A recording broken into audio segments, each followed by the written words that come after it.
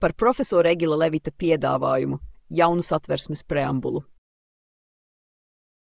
Izlasot tekstu, ko Levits un kompānija nosauc par piedāvājumu, jāskata, no kurienes nāk pieprasījums. Levits ir lielmeistars, ja ne ložā, tad šahā noteikti. Lai sasniegtu mērķi, galīgo atrisinājumu, jāpielieto daudz kombināciju, pat jāupurē figūras. Jākombinē un jāupurē tā, lai pretinieki īstos nodomus neatpazītu. Lai iespēlētu piedāvājuma vienu teikumu ar 21 upuri, arī kāršu spēlē acīti 21 figurē kā uzvara, Levitam jāspēlē ilgi, 90 gājienos ar spēles pierakstiem un komentāriem uz 22 lapusēm. Politiskā daļa. Piedāvājumā Levits izvirza 3 virsmērķus, ko sākt nodrošināt. Prasītos gan sākumā iedrošināt Levita aprāt poetiskiem vārdiem: tev latvieti nav jābaidās, stāv okupants pie Daugavas. Bet vai Levits var iedrošināt vienu latviešu nācijas sievieti Maskačkā ap saulrietu pastāvēt pie Daugavas?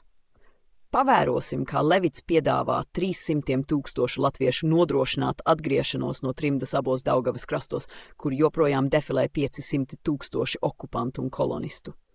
Valsts ir nozagta un neierobežoti valda ārzemju baņķieru vara.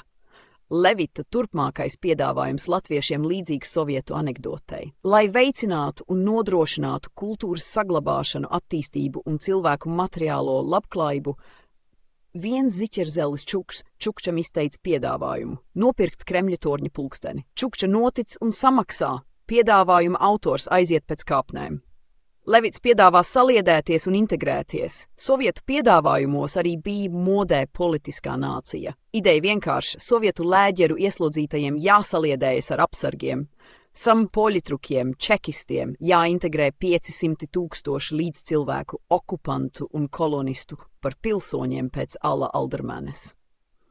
Var mānīt dažus īsu laiku rudens lietu arī saliedēties, bet neiespējami mānīt visu tautu uz visiem laikiem.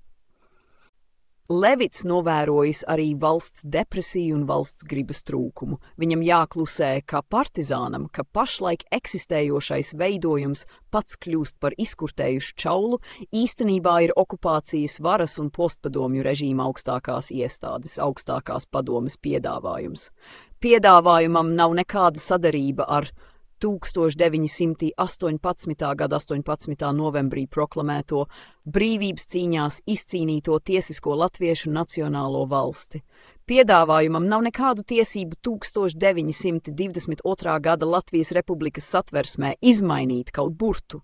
Okupanti un kolonisti šo veidojumu arī neuzskata par savu valsti. Levits bilst par korupcijas izplatību, okupantu un kolonistu ievazātu netikumu. Tādēļ par korupcijas novēršanas un apkarošanas biroja vadītājiem galvenokārt ieceļ viņu pārstāvjus. Levits domīgs par pastāvošo problēmu novēršanu.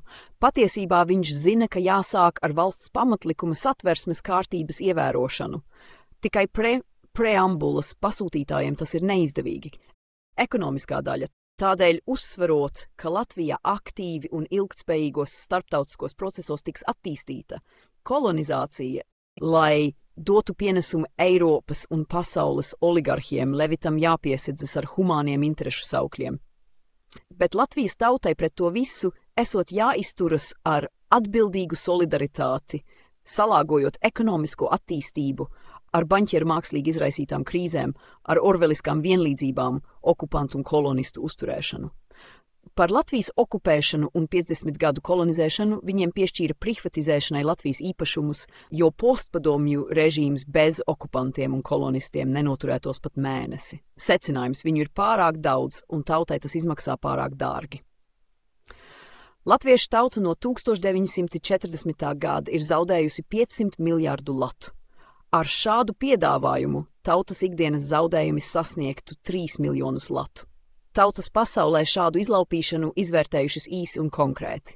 Mums piederēja zem un zelts, bet šeit kolonizatori ieradās ar bībeli. Tagad mums pieder bībele, bet viņiem mūsu zem un zelts tik ļoti kristīga vērtība. Uz šāda fona Levits vēl turpina par savām kristīgām vērtībām, vajadzībām, tostarp mazākumtiesībām. Savukārt Streips radio samulsis: mani tas mulsina, nevajadzētu tās kristīgās vērtības. Varbūt pietiktu ar sirdsapziņu. Vēsturiskā daļa. Visgrūtāk Levitam un kompānijai ar vēsturi. Tādēļ šeit vēstures īsais kurs. Latviešu tauta ir viena no vissenākajām kultūrtautām pasaulē. Latviešu tūkstošgadīgā dzīves ziņā par laikiem, pasauli, vērtībām ir viss skaidri pateikts. Dievs dod mūsu tēvu zemei ziedu laikus piedzīvot. Ziedu laikus piedzīvot, saules mūžu nodzīvot. Latvieši savā tēvzemē dzīvojuši vairāk kā 10 000 gadu, sev izveidojuši vairākas valstis, pat karalistes. 12. gadsimtā sākās krustnešu okupācija. Latvija cīnījās uz dzīvību vai nāvi 100 gadu. Tālāk Latviju strēlnieku leģendārā varonība. Latviešu tēvzemē 1918. gadā laupīja vācu un krievu okupanti. Tomēr latvieši spēja 18. novembrī proklamēt Latvijas republiku. Brīvības cīņās Latviju karavīri okupantus padzina. Uz Andrievas Niedras un kompānijas piedāvājumiem saliedēties ar okupantiem brīvības cīnītāju atbildes bija skarbas un sāpīgas. Precedents. Levits nosauca Latvijas republikas satversmes preambulu par tukšu vietu. Viņa piedāvājumam tik humāns izpildījums izpaužas arī dabā, kā dzeguzes olas iedēšana cita putna, zīlītes ligzdā, kur vietas pietiek, ola līdzīga gan lielāka, Levita piedāvājumā daudzkārt. Turpinās koloniālais process. Zīlītes silda, izšķiļas arī dzeguzēns.